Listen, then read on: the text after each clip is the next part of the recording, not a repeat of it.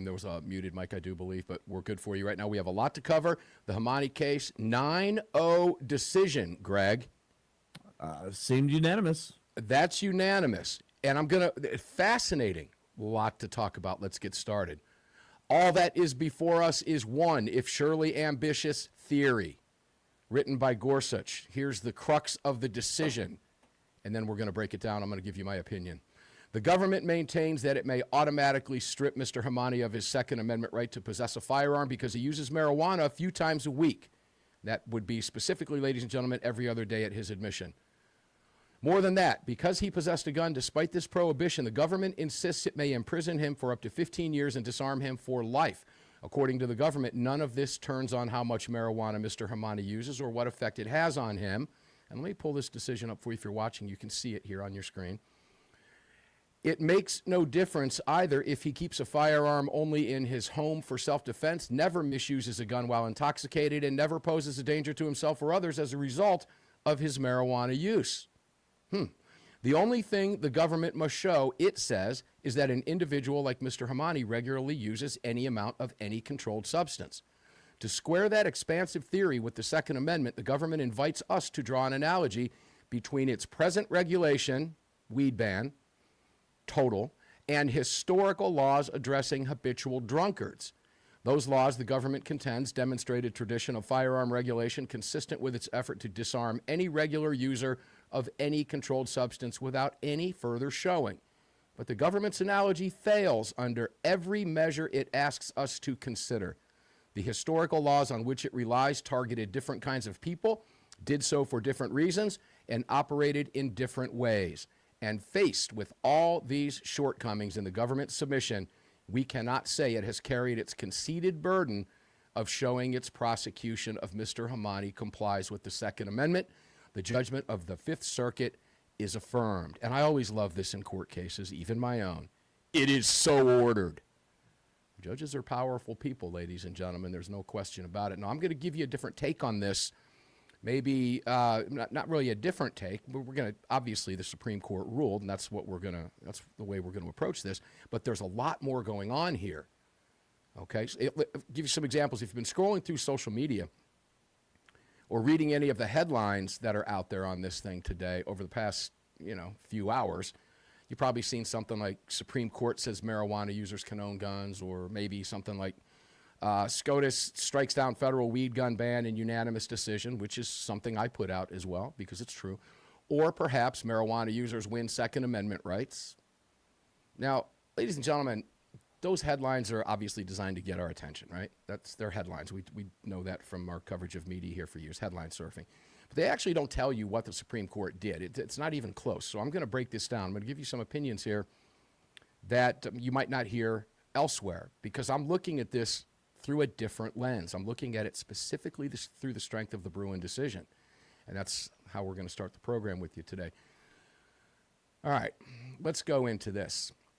We actually read the opinion today, all 39 pages of it. We read the concurring opinions, and I'm going to quote some from Ketanji Brown Jackson. You're going to love this one, even though it's a concurring opinion. And maybe from Kagan, and maybe a little bit from Thomas. Thomas's was a little bit Thomas relied mostly on the Commerce Clauses where he focused his concurring opinion, albeit it was a concurring opinion. After reading all 39 pages of this that was written by Neil Gorsuch, for the majority, I can tell you this. This decision is far bigger and much narrower than the headlines would have you believe. It sounds kind of contradictory, ladies and gentlemen, but it's really not. Let's start with what the case was actually about, because it wasn't some broad declaration, if you will, that everybody who smokes weed can now own firearms. I'll explain some of that nuance. The court did not say that because it was narrow. In fact, they specifically said that they were not deciding the case or a whole bunch of related questions, I should say, in this case. Instead, the case involved one man. Of course, it involved Mr. Hemani. And according to the opinion, federal investigators searched his home during an investigation unrelated to marijuana. That was for a terrorism search, supposedly. Now, he was never charged with anything related to that.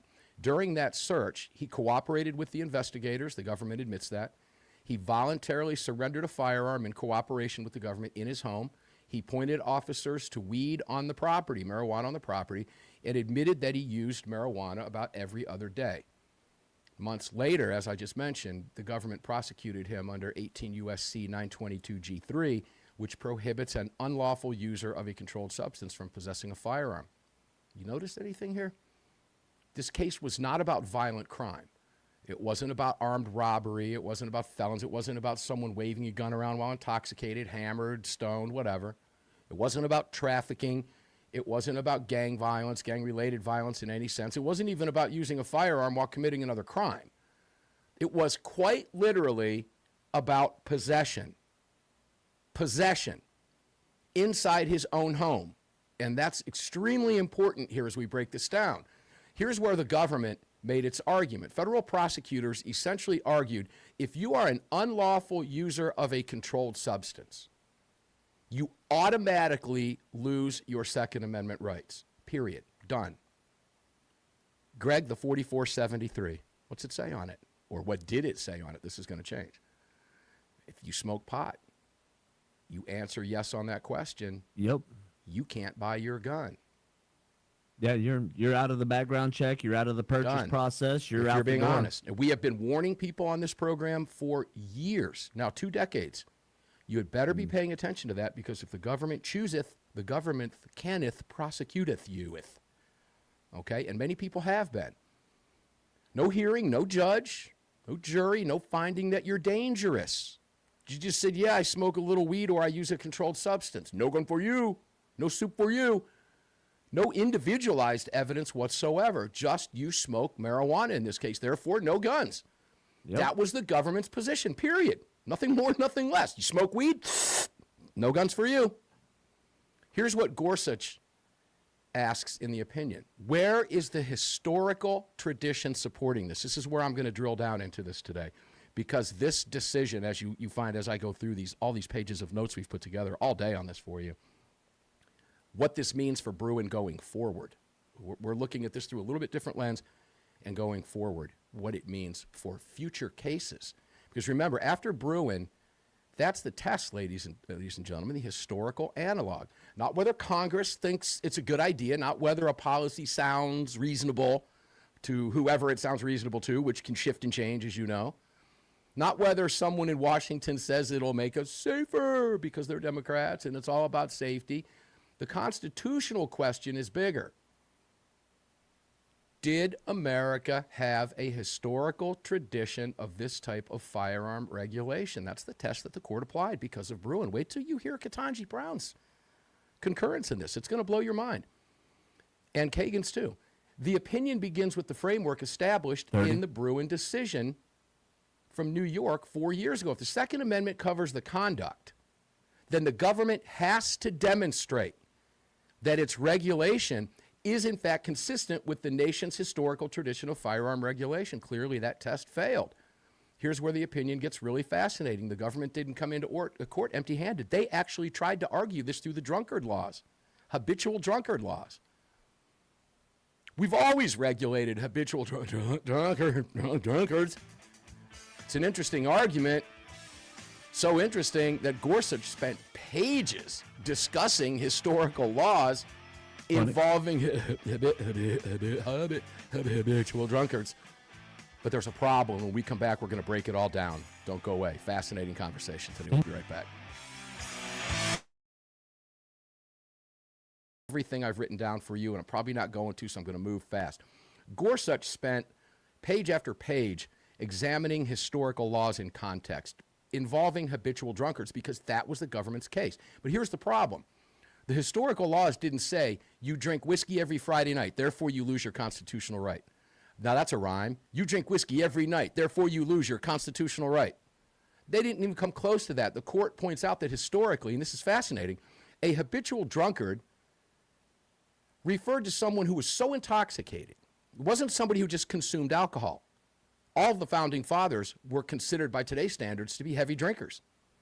It generally referred to someone who was so intoxicated, so hammered, and so frequently hammered that they were incapable of managing any of their affairs, had effectively lost their self-control, or posed a demonstrated danger to the public.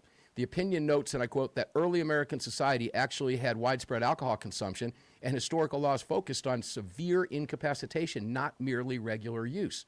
And that's a huge distinction, ladies and gentlemen. Think about it. George Washington drank. Thomas Jefferson drank. John Adams drank. James Madison drank. Justice Gorsuch points out as well that there was a whole lot of drinking going on during the founding era. If regular alcohol consumption alone were enough, half the founding fathers would have been prohibited persons. And obviously that wasn't true. They used to brew and distill their own beverages in their own homes. Well, let's not overlook they did grow hemp back then as well, and they did consume cannabis. They that's been washed out of history so that you don't know about it. They did that in the 30s. Correct, but clearly not widespread like it is today. So here's what the court said. Government, your analogy fails. It does not work. You're comparing apples to bowling balls here. Historical drunkard laws required much more serious than merely consuming an intoxicant on your free time. Today's federal laws, interpreted by the government, required nothing more than regular marijuana use. That's it. The court found those situations were not historically analogous. And what is regular? It's subjective. It's whatever a government official wants it to be. Now, hear what I'm about to say here, because this is where, social media and all these other sites, everything, they all get this wrong. The Supreme Court did not announce everybody can smoke pot and carry guns. That's not what they said. They didn't do that. In fact, Gorsuch goes out of his way in the decision, almost bends over backwards, frankly, to explain what the court is not deciding, okay? Some of these limitations, here's what the court said in the opinion. They're not deciding whether government can prohibit people who are presently intoxicated from possessing firearms, any intoxicant. They're not deciding whether government may regulate addicts or what it defines as addictions. They're not deciding whether Congress could pass a different law supported by individualized proof that a person is dangerous. They're not deciding every possible drug-related firearm restriction. They're just not. The court repeatedly describes in its ruling as a narrow ruling, addressing the government's prosecution of Hamani under the theory presented in the case. And that's what matters in this case, because courts usually write fairly narrow. Sometimes we want them to broaden the opinions, and especially the Roberts Court over the years. So does it mean that part of the discussion isn't important? No, definitely not. I actually think the opinion is incredibly important regarding all of that. Not because it's about weed, frankly. As far as I'm concerned, that's kind of the most least interesting part that I find in it. The important part is how the court analyzed the government's argument, how they picked it apart. That's the real story. The court once again told Washington in a Second Amendment-related case, you do not get to invent constitutional exceptions simply because you think they're good policy. You have to show us the history, show us the tradition, show us the analogous regulations. And that's exactly what Bruen demanded. Ketanji Brown admitted that. Kagan admitted that. Remember, this was a 9-0 decision. And this court once again demanded that same constitutional discipline. Folks, this is where some of the headlines get them wrong, right? SCOTUS loves marijuana. I saw that one today, I think. Supreme Court legalizes guns for pot smokers. Well, yeah, kind of did, but kind of didn't. There's nuance there. It's what we're talking about now, but it was much deeper. The court said if you're going to take away a constitutional right, you better have a historical justification for doing so. You have to have a historical justification for doing that. The government didn't carry that burden, folks. They just didn't. So that's the constitutional analysis. It's not a policy analysis. And there's a world of difference between the two of them. So as we continue this conversation, I want to move now to why I believe this makes the Bruen decision much, much stronger today than it was yesterday. Because hidden inside the opinion are some principles that reach far beyond weed. And if you're not a Second Amendment supporter, you should be paying very careful attention. If you're a Second Amendment supporter, you should be paying very, very careful attention to all of these little details, okay? Because, again, it's about far more than marijuana. The real winner in this opinion isn't marijuana users, ladies and gentlemen, although that's clear on its surface because of the decision. But it's the Bruen decision itself, Greg. That was the real winner. And ever since the court handed down Bruen, guys, back in 2022, 4 years ago, Anti-gun politicians, as we've talked about on this show incessantly, have politicians, I'm talking about gun control organizations, and some lower federal courts, have been trying to figure out a way around it. So you have to remember exactly what Bruen did. It fundamentally changed the way courts evaluate Second Amendment cases. It's interest balancing. That's kind of lawyer talk for government says, we think this law makes people safer. The judge says, well, maybe it infringes the Second Amendment a little bit, but public safety sounds important. Oh, law upheld. That's what we see in liberal courts. That happened over and over and over again. But Bruen changed all of that. The Supreme Court said, no, that's not how constitutional rights work. Courts must first now determine whether the Second Amendment covers the conduct. And if the Second Amendment covers the conduct, if it does, then the burden shifts to the government to demonstrate that its regulation is consistent with the nation's historical tradition of firearm regulation. That's a whole different framework, strengthened again today because of this decision. Now, there's arguments all over the place. A lot of people, a lot of critics, they've been hoping that Bruen would just be a one-off opinion, that the court would somehow eventually just kind of slowly back away from it, maybe soften it a little bit, maybe weaken it a little bit. That's what the left is trying to do. Maybe let lower courts kind of ignore it. And when you think about it in this context, it's why the court is waiting so long on some of these cases post-Bruen, when you look at what happened today. Again, this is just my opinion. I could be way off on this, but I don't think I am. It's in there. You can read it and see for yourself exactly how I opined what I did out of this. The courts, none of that happened here, folks. Instead, Gorsuch doubled down. He doubled down, right smack in his opinion. When we come back from the break, we'll continue the conversation from Gorsuch doubling down. Critical stuff and fun to talk about. We'll be right back. Gorsuch doubling down, ladies and gentlemen, and he did. It's right in his opinion. He does not invent a new test. Let me put it that way. He doesn't modify Bruen in any way. He doesn't have to get outside the guardrails. He doesn't retreat from Bruen in any way whatsoever. He repeats it over and over and over again, and that's huge. Think about it. The opinion was unanimous on the judgment. Gorsuch wrote for a majority that included Roberts, Thomas, Sotomayor, Kagan, Barrett, Jackson, while Justices Alito and Kagan concurred in the judgment through a separate opinion, and Thomas wrote a separate concurrence as well. But when you have that broad agreement on applying Bruen's framework, even from the liberal justices, that says something huge to every lower court in the country. Think about this. The Supreme Court's not backing away. They are literally reinforcing their Bruen message. Think about what that means going forward. Here's something else that I found fascinating about it. Gorsuch spent considerable time in this decision explaining that the government doesn't need to produce what he calls a historical twin on the analogous on the analogies.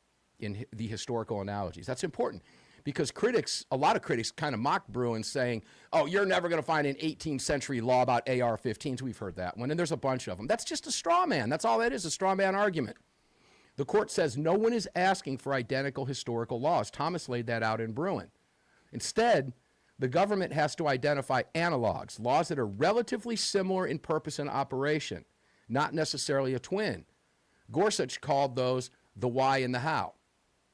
In the decision, why did historical governments regulate something? How did they regulate it? If today's law resembles those historical principles, the analogy breaks down, or if the law doesn't, I should say, resemble those historical principles, the analogy breaks down, it falls apart. So that, ladies and gentlemen, that explanation is going to matter in a huge way in future litigation. Now, here's where I think this opinion becomes even stronger and more powerful. The government came into court with historical examples. They pointed to laws, as I said, involving habitual drunkards. At first glance, it might seem plausible if you don't know anything about it. Intoxicants, public safety, that's the way they were framed. The government's trying to frame it. Maybe there could be a comparison there somewhat, but the court didn't stop at the label. They looked way, way, way below that surface. They peeled that label back. They asked, who did those historical laws actually target? Why were they enacted? How did they operate? Did they automatically strip rights from people?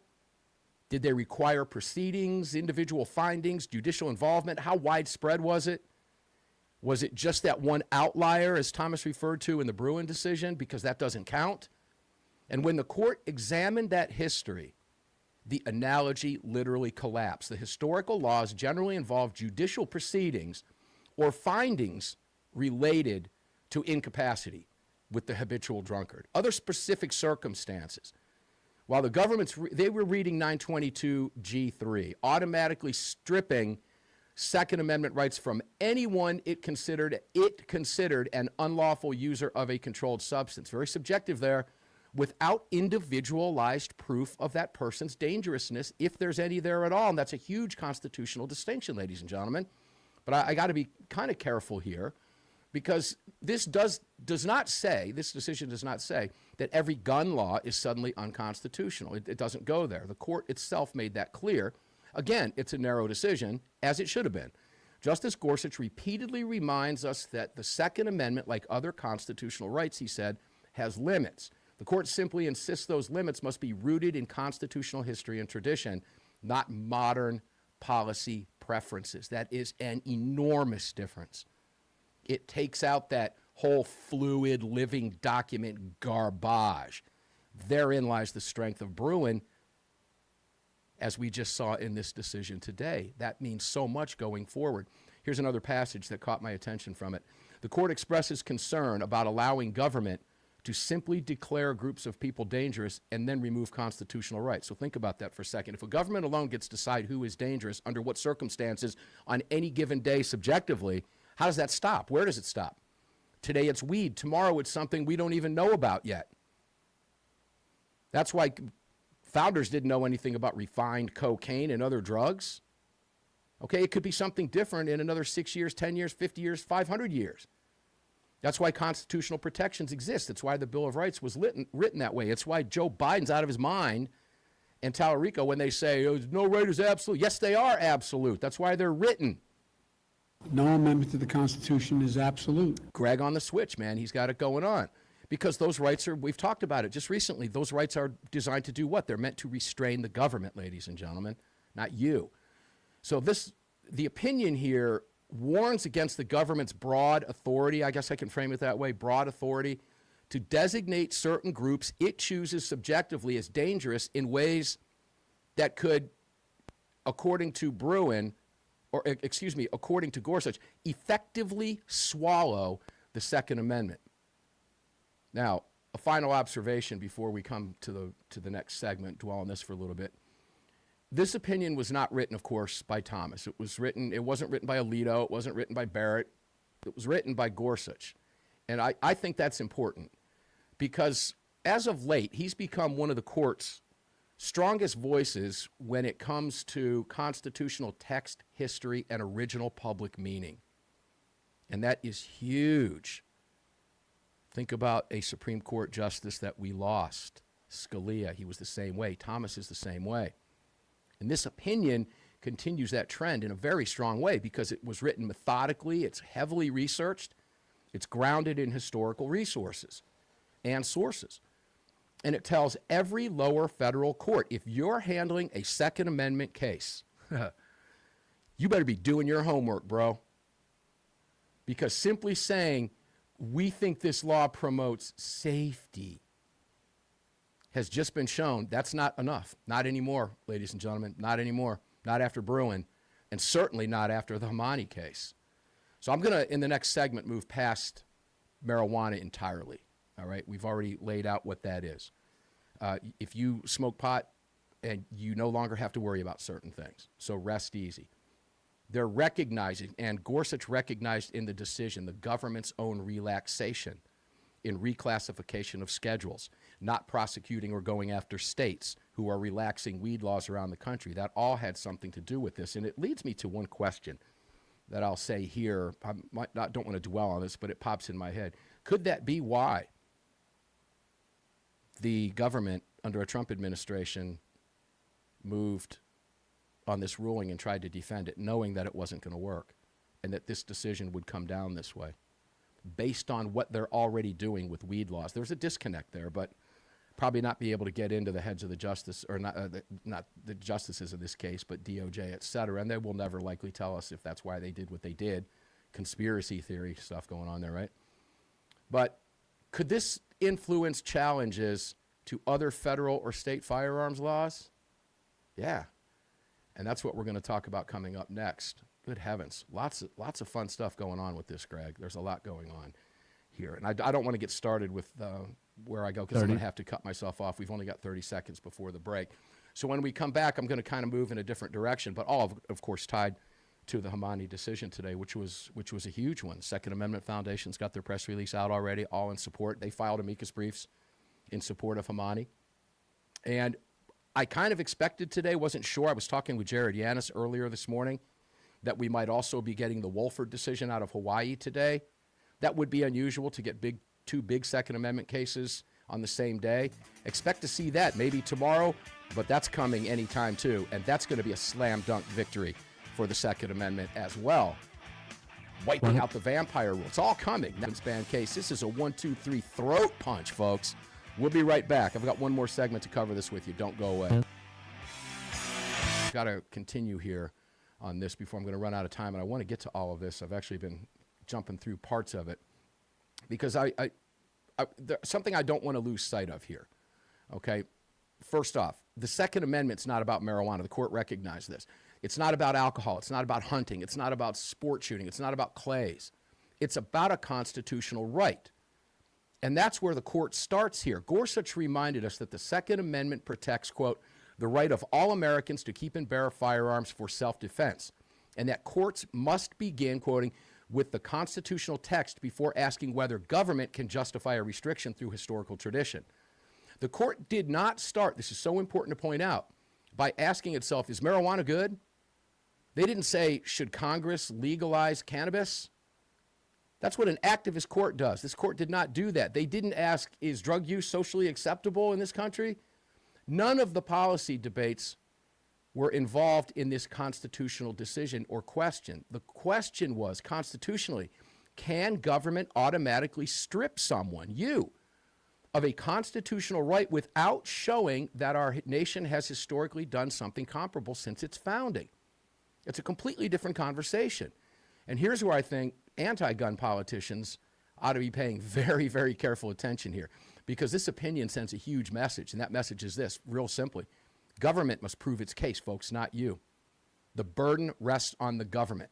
Gorsuch repeated throughout that once the Second Amendment covers the conduct at issue, the Constitution presumptively protects it, therefore putting the burden on the government of proving its regulation, that regulation that they're trying to prove fits within our historical tradition of that regulation. And that's just huge, because for decades, gun owners were often on the defensive. How many times have we talked about that? We are now on offense, and this decision just points us in that direction like nobody's business, because it is now strengthening that decision. In the past, you had to prove that you deserved your rights. Think about that. Now government has to prove why it may restrict them, and that is a profound shift and not easy for the government to do. And there's something else buried inside this opinion that I found as well. It's individualized evidence. And it bothered the court. The government never argued that Mr. Hemani had threatened anybody. The government never claimed that he had committed any violence. They never claimed he mishandled a firearm. They never claimed he was intoxicated while even possessing the gun. Never even claimed he was addicted. Instead, the prosecution relied solely on his admitted marijuana use. That's it. The fact that he openly cooperated and said that I have pot in my possession and a firearm in the home. And the opinion repeatedly notes that the government did not contend his drug use had rendered him dangerous to himself or anybody else for that matter, or that he had done anything with the firearm beyond simply possessing it. And that matters in the greater picture, because constitutional rights generally aren't lost simply because government places you into a category. This is where we started. The court was troubled by the absence of any individualized proof whatsoever under the government's theory. It was too broad. And I want to be clear here again. The court did not say dangerous people can't be disarmed. They didn't go there. They absolutely did not say that under any circumstances. In fact, it was just the opposite. Gorsuch specifically leaves open the possibility in the decision that Congress can enact different laws supported by individualized proof if that person's drug use renders them dangerous or evidence concerning a particular type of drug and its effect. It expressly declined to decide those questions, and that's important because those questions were not put before it. Let me go over here quickly and see if I can get down to Ketanji Brown. There's Thomas's concurring. I really want you to hear what Ketanji Brown said. We've got a minute to do that. I apologize. I'm going to have to scroll through here quickly. I've got so many notes in front of me. Thomas's concurrence really went to the Commerce Clause. And here's Justice Jackson, with whom Sotomayor joined in concurring. And here's what she had to say. I join the court's opinion in full because it correctly applies our decisions in New York State Rifle and Pistol Association v. Bruen. What? Yeah. But she's Ketanji Brown, so she had to throw this in. But I continue to believe that we veered off course in Bruen. And she referenced the Rahimi case, which we do not have time to go into now, and in a concurrent opinion that she had written. And she says, I write separately to emphasize that means and scrutiny, the approach courts applied before we adopted Bruin's history and tradition metric, offers a more rational way of assessing the constitutionality of firearms regulations. As I and others have elsewhere explained, Bruen is unworkable. It imposes on judges the unfamiliar and difficult tasks of sifting through centuries-old evidence in order to answer contested historical questions and applying those answers to resolve contemporary problems. Given those challenges, it is unsurprising that Bruin's test is vulnerable to inconsistent and arbitrary application as judges draw different conclusions from the same historical evidence. Well, Ketanji, that's why you exist. And let me make this clear. She stuck with precedent in Bruen. And that is significant, ladies and gentlemen. All the liberals did. All three of them did. Stuck with precedent in concurrence here.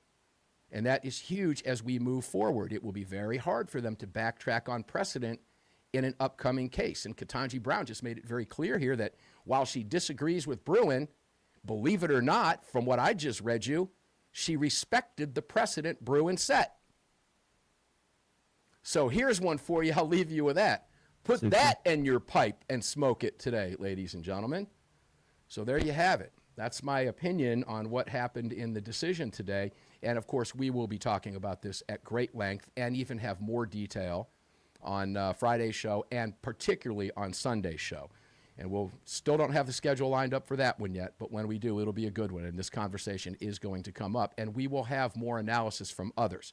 Maybe be able to bring Cam Edwards in, maybe be able to bring Jared Yanison, maybe be able to bring in Alan Gottlieb and others. A huge decision today, bigger than the weed issue in my estimation, which I hope I laid out for you articulately today, that you understood from what my perspective is the future of Bruen going forward and gun cases coming before the courts. Guys, we're going to get up and do it again tomorrow. Enjoy your day. Stay safe. I'll see you on the radio.